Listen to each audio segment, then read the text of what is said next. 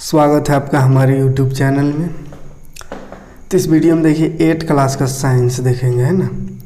Science बहुत दिनों से नहीं हुआ था, मैथ कंप्लीट हो गया है, तो अब लगातार साइंस कोशिश करेंगे, लगातार साइंस का वीडियो प्रोवाइड करने का, ठीक है। तो उसके लिए पूरा तैयारी कर चुके हैं। देखिए समझा देंगे चैप्टर पूरा, उसके बाद क्या करेंगे, PDF में नोट्स भी आपको, मतलब इसका क्वेश्चन आंसर जो बुक में है, बुक का जितना भी क्वेश्चन है उसका आंसर आपको प्रोवाइड कर देंगे डिस्क्रिप्शन बॉक्स में, है ना। डिस्क्रिप्शन में आप जाइएगा, आपको वहाँ पे लिंक मिल जाएगा, वहाँ से आप डाउनलोड कर लीजिएगा, ठीक है। हाँ, और किसी के पास अगर बुक ना हो तो वो भी उसका भी PDF चैप्टर वाइज हम PDF प्रोवाइड कर देंगे, है ना। तो चलिए देखिए 2 पार्ट किए थे, है ना। सूक्ष्म जीव इसमें पढ़ रहे थे, सूक्ष्म जीव तीसरा चैप्टर, तो इसका 2 पार्ट किए थे। आज देखते हैं तीसरा पार्ट, है ना। तीसरा पार्ट में क्या देखिए, इसमें नाइट्रोजन स्थिरीकरण को छोड़ दिए थे, है ना। जितना 2 पार्ट हुआ था उसमें नाइट्रोजन स्थिरीकरण ये पढ़ना था, है ना। ये लास्ट एक बचा हुआ है। बाकी जितना भी सूक्ष्म जीव के बारे में, क्या क्या सूक्ष्म जीव होता है, कैसे वो हमारे दोस्त है, कैसे दुश्मन है, कितने प्रकार का सूक्ष्म जीव है, वो सब बता चुके हैं आपको। सिर्फ नाइट्रोजन स्थिरीकरण छूटा हुआ था, ये लास्ट बचल है, ये ख़त्म हो जाएगा। उसके बाद फिर देखेंगे अगला चैप्टर अगले वीडियो में, ठीक है। तो देखिए नाइट्रोजन स्थिरीकरण क्या होता है।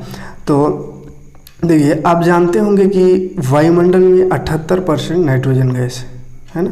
78% क्या है, नाइट्रोजन गैस है। यह सभी सजीवों के लिए आवश्यक तत्व है। और नाइट्रोजन क्या है, सभी सजीव के लिए, जितना भी सजीव चीज़ है सभी के लिए बहुत ही आवश्यक तत्व है ना।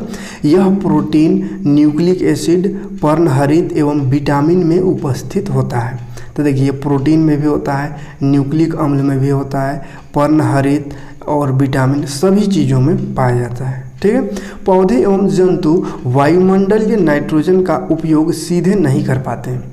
तो जो भी पौधा है या जंतु है तो नाइट्रोजन का उपयोग सीधा नहीं कर पाता है, ठीक है। जैसे इंसान भी, मानो हम लोग भी नाइट्रोजन का उपयोग नहीं करते पूरा सीधा, है ना।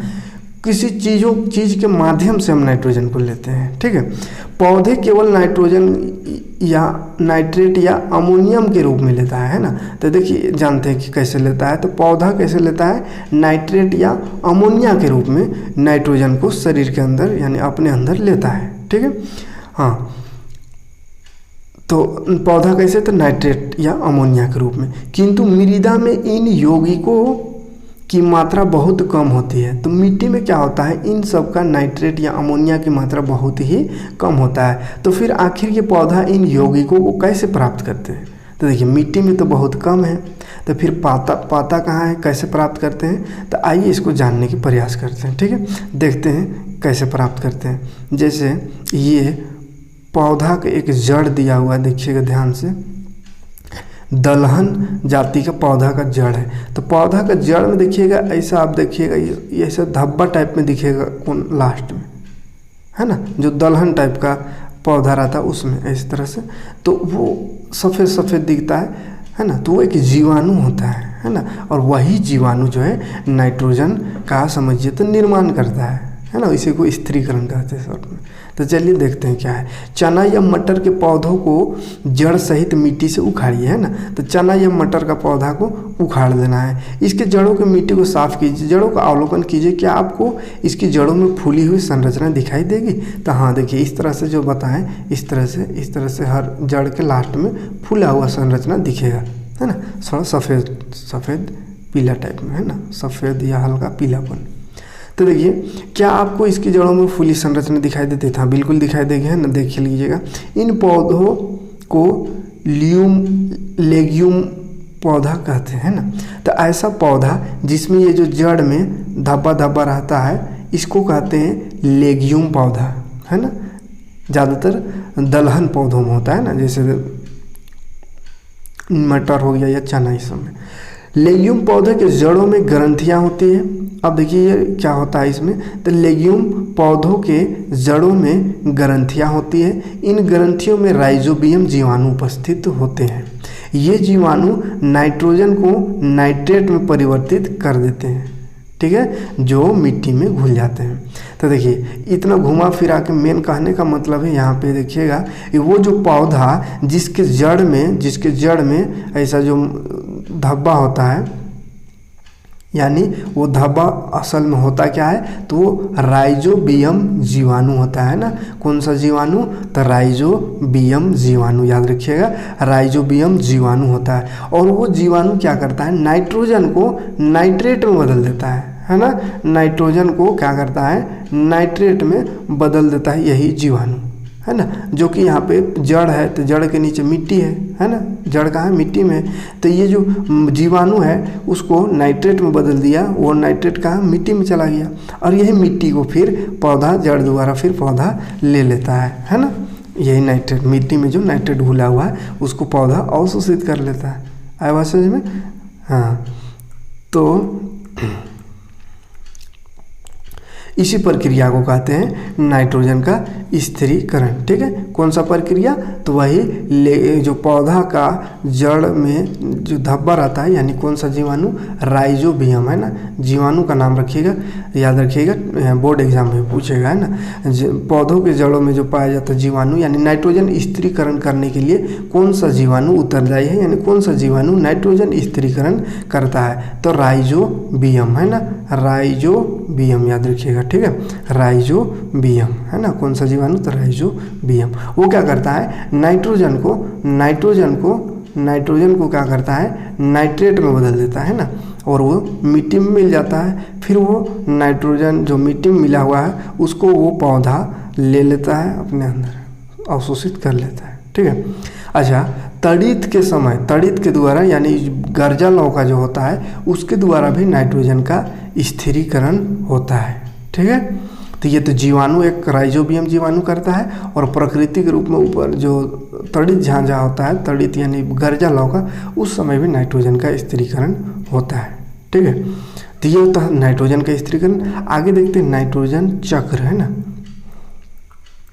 नाइट्रोजन चक्र, जब आसमान में बिजली चमकती है तो वायुमंडल में मौजूद नाइट्रोजन तथा ऑक्सीजन परस्पर जुड़कर नाइट्रोजन के ऑक्साइड बनाते हैं। ठीक है, जैसे आसमान में क्या बिजली चमकती है, जो वही तड़ित झांझा, तो उस समय क्या होता है, नाइट्रोजन मौजूद होता है वायुमंडल में, और क्या रहता है, ऑक्सीजन भी तो है वायुमंडल में। तो ये नाइट्रोजन और ऑक्सीजन दोनों मिल जाता है, जुड़ जाता है, और नाइट्रोजन की ऑक्साइड बनाता है। ठीक है, और क्या होता है, फैक्ट्रियों या वाहनों में दहन क्रिया, यानी फैक्ट्री या वाहन में जो जलता है उसमें जो धुआं निकलता है, तो उसमें भी क्या नाइट्रोजन के ऑक्साइड निर्मित होता है, यानी नाइट्रोजन के ऑक्साइड रहता है। ठीक है, ये ऑक्साइड वर्षा जल के साथ मिलकर तनु हाइड्रोक्लोरिक अम्ल बनाता है।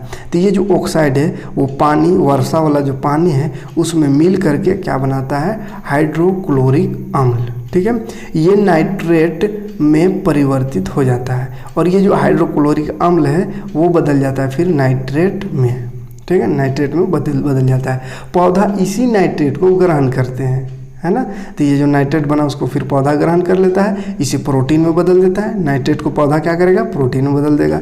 जब जंतु इन पौधों को खाते हैं या इन पौधों को खाने वाले जंतु को मार कर खाते हैं, तो यह प्रोटीन उनके शरीर में चला जाता है। देखिए कैसे चक्री घूम रहा है। आसमान में बिजली कड़की तो वहाँ से क्या हुआ, नाइट्रोजन और ऑक्सीजन, नाइट्रोजन ऑक्सीजन मिला और नाइट्रोजन का कोई ऑक्साइड बना दिया। ठीक, अब नाइट्रोजन ऑक्साइड जब वर्षा जल में मिला, पानी में बारिश जो होती है उसमें वर्षा जल में, तो वो बना लिया हाइड्रोक्लोरिक अम्ल, है ना, HCl, तनु हाइड्रोक्लोरिक अम्ल HCl बना लिया। अब ये HCl किस चीज़ में बदल जाता है, तो नाइट्रेट में बदल जाता है। किस चीज़ में, नाइट्रेट में, है ना, नाइट्रेट में बदल जाता है। अब ये नाइट्रेट जब बना तो नाइट्रेट को पौधा ले लेता है ना, पौधा ग्रहण कर लेता है इस नाइट्रेट को, और इस नाइट्रेट को बना देता है क्या, प्रोटीन, है ना। क्या बना देता है, प्रोटीन। ठीक है, तो देखिए क्या हो रहा है, सबसे पहले नाइट्रोजन था, है ना, नाइट्रोजन,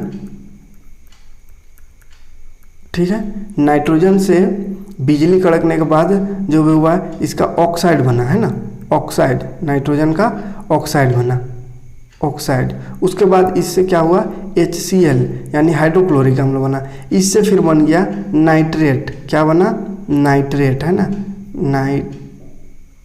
नाइट्रेट बना, है ना, नाइट्रेट बना। उसके बाद ये जो नाइट्रेट है इसको पौधा लिया और पौधा इसको बना दिया क्या, प्रोटीन। पौधा उसको क्या कर लिया, बना लिया प्रोटीन। अब वो जो पौधा जो नाइट्रेट लेके प्रोटीन बनाया, उस पौधे को जो भी खाएगा, जो भी जंतु खाएगा तो वो प्रोटीन उसमें चला गया, है ना। अब फिर वो जंतु को कोई जंतु खा जाए, दूसरा जंतु, तो वो फिर प्रोटीन उस जंतु में चला गया। यानी इंसान अगर खाए तो इंसान में चला गया, मानव में आ गया। ठीक है, तो यहाँ पे क्या हो रहा है, देखिए नाइट्रोजन का गोल गोल चक्री हो रहा है, चक्री घूम रहा है। ठीक है, आसमान से कहाँ पे, पौधा में गया। ठीक है, नाइट्रेट के रूप में पौधा लिया, पौधा प्रोटीन बना के कोई जंतु खा गया उस पौधे को तो वो जंतु में चला गया। फिर जंतु उसको, उस जंतु को फिर कोई जंतु खा गया तो उसमें चला गया, है ना। तो इस तरह से वो नाइट्रोजन का जो चक्र बन रहा है इसी को कहते हैं नाइट्रोजन चक्र, याद रहेगा। ठीक है, हाँ। अच्छा, कोई जंतु फिर खाया और फिर जंतु शरीर से बाहर भी तो निकालेगा अमोनिया के रूप में, तो शरीर से बाहर गया तो फिर मिट्टी में पहुंच गया, तो फिर मिट्टी में नाइट्रोजन हो गया, फिर मिट्टी से पौधा में आया, फिर पौधा से जंतु खाया, फिर जंतु से मिट्टी में गया।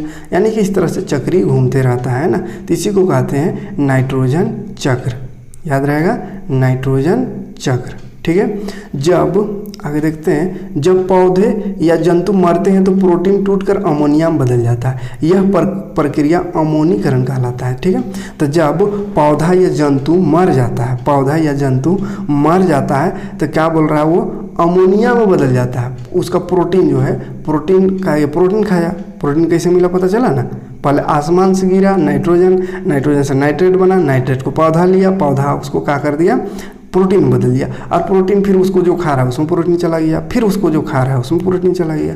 यानी वो प्रोटीन रहता है पौधा में भी, जंतु में भी। तो वो जो प्रोटीन होता है पौधा या जंतु को मरने के बाद वो अमोनिया में बदल जाता है। ठीक है, और इस अमोनिया में बदलने की प्रक्रिया को कहते हैं अमोनीकरण प्रक्रिया। ठीक है, तो याद रखिएगा अमोनीकरण प्रक्रिया। नाइट्रोजनी जीवाणु, जो नाइट्रोजन का जीवाणु है, वो नाइट्रोजनी जीवाणु इस अमोनिया को नाइट्रेट में बदल देता है ना। तो इस अमोनिया को फिर से जीवाणु लग के क्या चीज़ में बदल देता है, नाइट्रेट में, है ना। तो नाइट्रेट में जब बदलता है जीवाणु तो उसको कहते हैं नाइट्रीकरण, है ना। यानी अमोनिया था, अमोनिया को फिर से जीवाणु उसमें लगा और जीवाणु उसको बदल दिया क्या चीज़ में, नाइट्रेट में। तो जीवाणु जब उसको नाइट्रेट में बदल दिया तो नाइट्रेट में अमोनिया का जो परिवर्तन हो रहा है उस परिवर्तन को नाइट्रीकरण कहते हैं, याद रहेगा, नाइट्रीकरण। पौधा जब मरता है, प्रोटीन, पौधा या जंतु मरता है तो प्रोटीन अमोनिया में बदल जाता है। तो अमोनिया में जब बदलता है प्रोटीन तो इस प्रक्रिया को कहते हैं अमोनीकरण। ठीक है, और फिर अमोनिया को फिर से नाइट्रोजन में बदल देता है तो उसको कहते हैं नाइट्रीकरण। ठीक है, यह नाइट्रेट या तो ह्यूमस में संग्रहित हो जाते हैं, माने मिट्टी में मिल जाते हैं, या जल द्वारा बहा दिए जाते हैं। तो ये जो नाइट्रेट बनाया जीवाणु वो मिट्टी में या तो रह जाएंगे या फिर पानी अगर आया तो पानी द्वारा बह जाएगा। ठीक है बात समझ में, हाँ। उसके बाद बह गया, मिट्टी में रहा तो फिर पौधा लिया, फिर पौधा में चला गया, फिर पौधा से जंतु, फिर जंतु से मिट्टी, है ना। इस तरह से गोल गोल चक्री घूमता है। ठीक, तो कभी कभी ये डेनिट्रीफाइंग बैक्टीरिया के नाइट्रीफाइंग बैक्टीरिया के द्वारा नाइट्रोजन गैस के रूप में पुनः वायुमंडल में वापस चला जाता है। अब कभी कभी क्या होता है, कुछ बैक्टीरिया ऐसा भी होता है जो नाइट्रेट को फिर से डायरेक्ट नाइट्रोजन में बदल देता है। ठीक है, यह प्रक्रिया अनाइट्रीकरण कहलाता है। तो कुछ जीवाणु ऐसे भी है जो नाइट्रेट जो बना उस नाइट्रेट को सीधे उड़ा देंगे नाइट्रोजन बना के, है ना। तो ऐसी प्रक्रिया को अनाइट्रीकरण प्रक्रिया कहते हैं। ठीक, नाइट्रोजन का वायुमंडल से मिट्टी, मृदा से पौधा, पौधा से जंतु, इसी में परिवहन की संपूर्ण प्रक्रिया, यानी पूरा प्रक्रिया जो अभी तक देखे उसी को क्या कहते हैं, नाइट्रोजन चक्र, है ना। क्या होता है, नाइट्रोजन का मिट्टी से पौधा में गया, पौधा से जंतु, जंतु से फिर मिट्टी, फिर पौधा, फिर जंतु, फिर मिट्टी, यानी ये गोल चक्री घूमते रहेगा। तो इसी को चक्र कहते हैं। क्या चीज़ का चक्र, तो नाइट्रोजन घूम रहा है इसलिए नाइट्रोजन का चक्र। आया बात समझ में। तो देखिए ये नाइट्रोजन वाला खाली छूटल था इस चैप्टर में, कंप्लीट करा दिए। देखिए बोर्ड में बड़ा परेशानी होता था, इसलिए कोशिश किए हैं इस तरह से पढ़ाने का। कमेंट करके बताइएगा सही लग रहा है कि नहीं।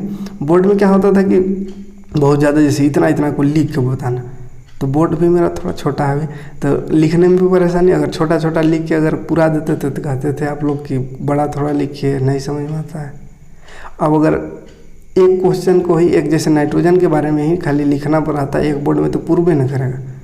अब 2 बोर्ड में उसको मिटा मिटा के लिखते समझाते, इसमें बहुत ज़्यादा लंबा वीडियो हो जाता था, जो कि परेशानी का सबब था, है ना। आपको भी दिक्कत होता था उतारने में। अब क्या है कि अब PDF में रहेगा, आपको PDF प्रोवाइड कर देंगे समझा के, आसानी से आप वो सेव रहेगा PDF, कभी भी लिख सकते हैं, ठीक है, या वहाँ से भी पढ़ सकते हैं, ठीक। तो आपकी सहूलियत के लिए थोड़ा यही सब सेटिंग करने में थोड़ा समय लग रहा था, तो इसीलिए वीडियो कुछ दिन से नहीं मिल रहा था। उधर मैथ पढ़ाने में भी थोड़ा टाइम नहीं मिल रहा था। तो अब क्या है कि लगातार वीडियो मिलेगा, ठीक है, लगातार आपको अब वीडियो मिलता रहेगा, घबराना नहीं है। अब लगातार आपको साइंस का वीडियो मिलेगा, एक आध दिन छूट सकता है लेकिन मिलते रहेगा लगातार, ठीक है। अब थोड़ा देखिए जल्दी जल्दी चैप्टर को कंप्लीट कर लेंगे, उसके बाद ऑप्शनल क्वेश्चन करेंगे, ठीक है। जो बोर्ड एग्जाम होने वाला है, बोर्ड 8 बोर्ड तो हो गए है ना, तो बोर्ड एग्जाम में जो क्वेश्चन पूछा जाता है किस तरह का क्वेश्चन, वो सब क्वेश्चन करेंगे, यानी टिक लगाने वाला क्वेश्चन, MCQ है ना, मल्टीपल चूज क्वेश्चन करेंगे, पूरा सेट करेंगे, हर चैप्टर का जितना क्वेश्चन बनेगा सब करेंगे, है ना। तो पहले इसको ख़त्म कर लेते हैं, इस महीना में ख़त्म हो जाइए, अक्टूबर है, अक्टूबर में ख़त्म हो जाएगा। उसके बाद देखिए बोर्ड एग्ज़ाम होता है दिसंबर जनवरी में, है ना। तो अक्टूबर के बाद नवंबर बचेगा और दिसंबर, 2 महीना में टोटल सब्जेक्ट का वो टिक लगाने वाला, खाली मैथ साइंस में टोटल सब्जेक्ट कर देंगे, SST हिंदी इंग्लिश जितना है सबको कर देंगे, है ना। 2 महीना में आराम से हो जाएगा, ठीक। तो इस तरह से जुड़े रहे और लोगों को जोड़ने का प्रयास करें। जो अभी तक चैनल से ना जुड़ पाए हैं, पढ़ाई से अभी तक वंचित है इस लॉकडाउन में, तो उन तक भी इसको पहुंचाने की कोशिश करें और उनको भी जोड़ने की कोशिश करें, ताकि उनका भी पढ़ाई जारी और सारी रह सके, ठीक है। तो चलिए मिलते हैं नेक्स्ट वीडियो में। हाँ, डिस्क्रिप्शन में आपको इसका लिंक यानी क्वेश्चन आंसर मिल जाएगा, ठीक है। हो सके तुरंत अपलोड करेंगे, उस समय तुरंत अगर ना भी मिले तो थोड़ा देर में, कुछ देर में देखिएगा, मिल जाएगा ना। तो देखिए टाइम थोड़ा ना मिल पाने के कारण जल्दी जल्दी एडिटिंग नहीं कर पाते हैं, या उस डिस्क्रिप्शन और उस सब में जो लिखना उखना रहता है कुछ प्रोवाइड करना, वो भी नहीं कर पाते, इसलिए मेरा डिस्क्रिप्शन देखते होंगे खाली रहता है। तो समय की कमी के कारण, तो वही समय के कारण अगर वीडियो अपलोड होने के जस्ट बाद अगर तुरंत आपको ना मिले तो थोड़ा वेट कीजिएगा, मिल जाएगा, है ना। या कमेंट कीजिएगा, शायद किसी में भूल जाएंगे तो आप फिर प्रोवाइड कर देंगे, ठीक है। तो चलिए, थैंक्स फॉर वॉचिंग, मिलते हैं नेक्स्ट।